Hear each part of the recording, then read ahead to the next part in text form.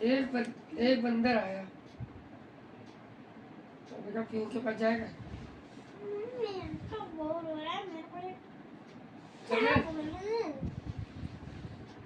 Mummy ने light खोल दिया, लाइट तो लगी है।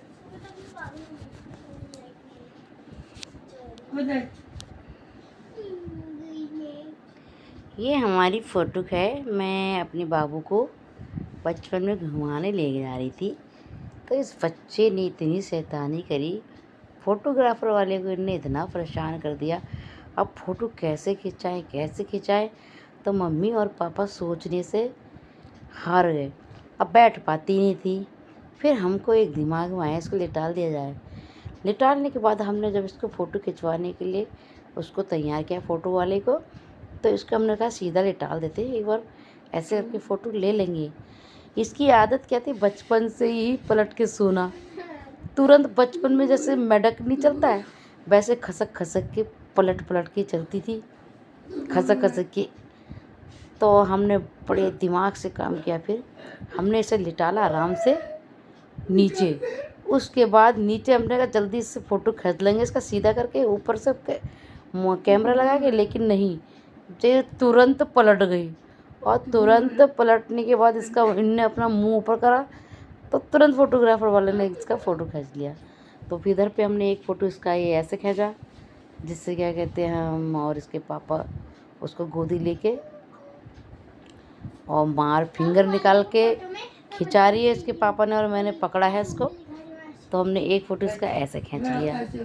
और इतनी क्यूट लगती थी ना, गुदगुदी सी मोटी सी।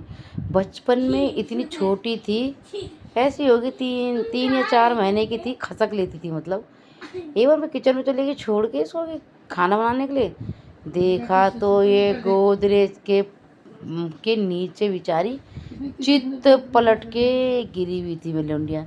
इसकी एक आवाज़ आई करन ने, मैंने सोचा वो खाली ऐसी कर रही होगी बेड में। अब मैंने कहा मैं गई लौंडिया मेरी बेड में नहीं, मेरा बाबू कहाँ गया, कहाँ गया। मैं बाहर गई, उधर गई, अब गोदरेज तरफ मुझे देखने का ध्यान ही नहीं। बैठ के आगे गोदरेज रखा हुआ था उस तरफ, तो उसका ध्यान ही नहीं कि वहाँ गिरी होगी। देखा तो पलट के नीचे मुंह के बल गिरी हुई जरा सी बच्ची। ओ भाई, मैंने उस दिन से कसम खाई, फिर भाई अब नहीं छोड़ूंगी अपने बाबू को मैं, चाहे कुछ भी हो जाए। और इसका गाल बिल्कुल लाल हो गया एक साइड का, नीचे कम से कम आधे घंटे ही गिरी, यानी 10-15-20 मिनट, फिर भी ये मुंह के बली नीचे गिरी हुई थी। मैंने उठाया, मैंने कहा अरे गई मेरी लौंडिया, अब नहीं बचेगी, अब तो गई पक्का।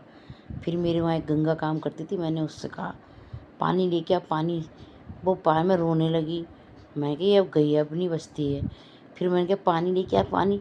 मैंने इसके गालों में पानी को ऐसे, मैंने पहले इसके मुंह में हल्का सा एक बूंद पानी डाला, तो भाई ये मुस्कुरा गई। जब मुस्कुराई तो मेरे जान आ गई। मैंने कहा हुई जा, और मैंने अपने भीगे हाथों से इसका मुंह पोंछा। उसका लालपन पता नहीं कहाँ गया। कहते हैं बचपन में माता रानी बच्चों को खिलाती हैं, हंसाती हैं, कुदाती हैं और गिराती भी हैं। मैंने यही सुना है कि बड़े बुजुर्ग लोग यही बोलते थे कि बच्चा खेलता है, कूदता है, और एक माता रानी होती है, माँ, वो बच्चों को खिलाती हैं, हंसाती हैं, रुलाती हैं। तो फिर मैंने भी अपनी माँ का फार्मूला मुझे याद आया। मेरी माँ बोलती थी एक माँ होती है, वो बच्चों को बेटा खिलाती है, बच्चे गिरते हैं उनके चोट भी नहीं लगती है। तब जाके मेरे मन में थोड़ी शांति आई। और आज मेरी बाबू 8 साल की होने वाली है, बर्थडे आ जाएगा, 8 साल की पूरी हो जाती है। नन्ना सा बाबू 8 साल का होने जा रहा है, और क्लास में आ चुकी है, 3rd क्लास में आ चुकी है।